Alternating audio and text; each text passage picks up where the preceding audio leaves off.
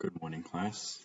My name is Jackson, and today I will be discussing the passage that I did my research paper on. The passage I did was Acts 2:42 through 47, and it basically describes the beginning of fellowship with believers in the church. And the emphasis I was putting on with this is the fact that there's something different about these believers in the when the church began as in the church now.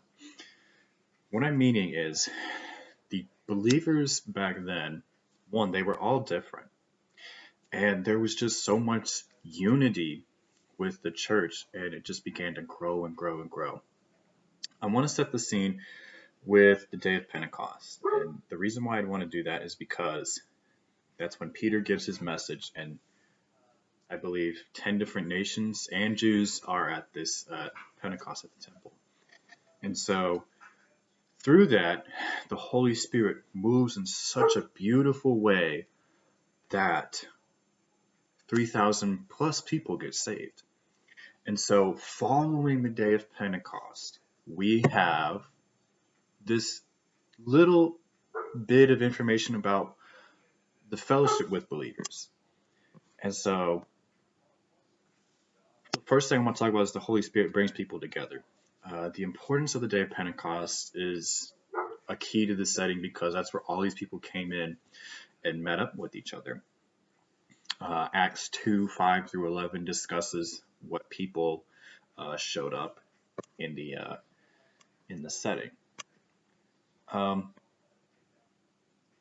Holy Spirit brought these people together, and because of this, they listened to the teachings of the apostles. And one key thing I want to mention in verse 43 is that it mentions this term fear. Now we see this term fear being used in the Old Testament, but in the Greek it's phobos, meaning fear, it's scared.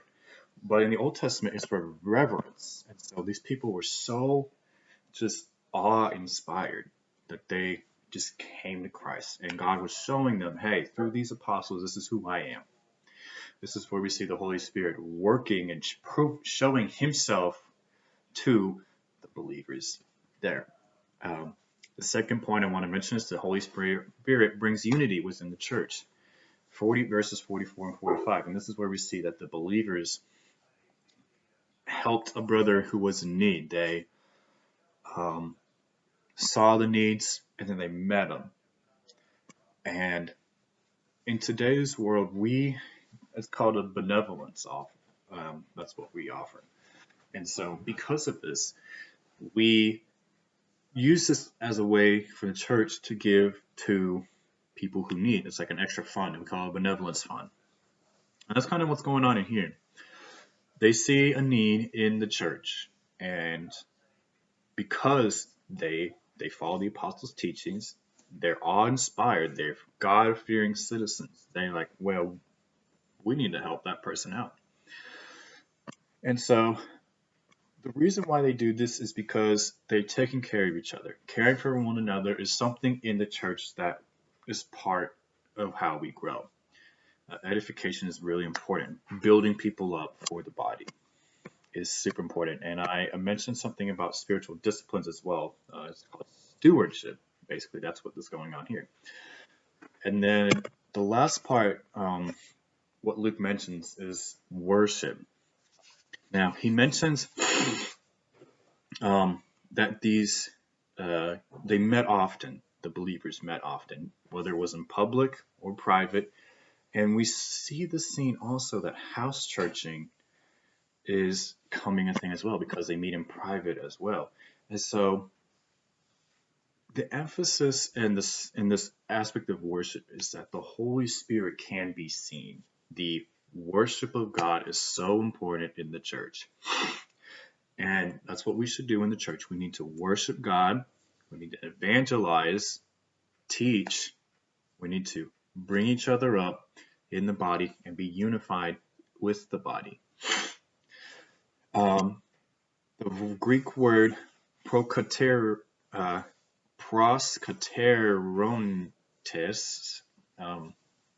is this verb devote, become. And so it means to engage, to devote. And so they engaged with each other in worship. They devoted themselves into this. They took this seriously. Um, this passage was really interesting because you have this super awesome big day where the Holy Spirit reveals himself, comes down on these believers. And then through that, Luke sets the scene for how the early church begins.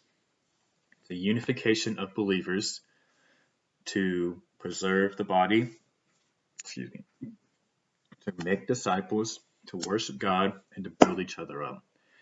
And I chose this passage because it's super, super important that the body of believers just stays unified. We help each other out. We meet as often as we can. I know this is a difficult time, but we need to be there when the church is open. We need to be there when the church isn't open. We need to worship God with our full hearts. And I just want to say thank you for the opportunity to thank you for listening. If you have any questions, I know I didn't do so well in some of the parts, and I apologize. But I just ask that be hard, criticize, but at the same time, let's think about this. If these body believers didn't happen, where would the church be? What would be the purpose? Thank you all for watching, and I hope you have a good rest of the week.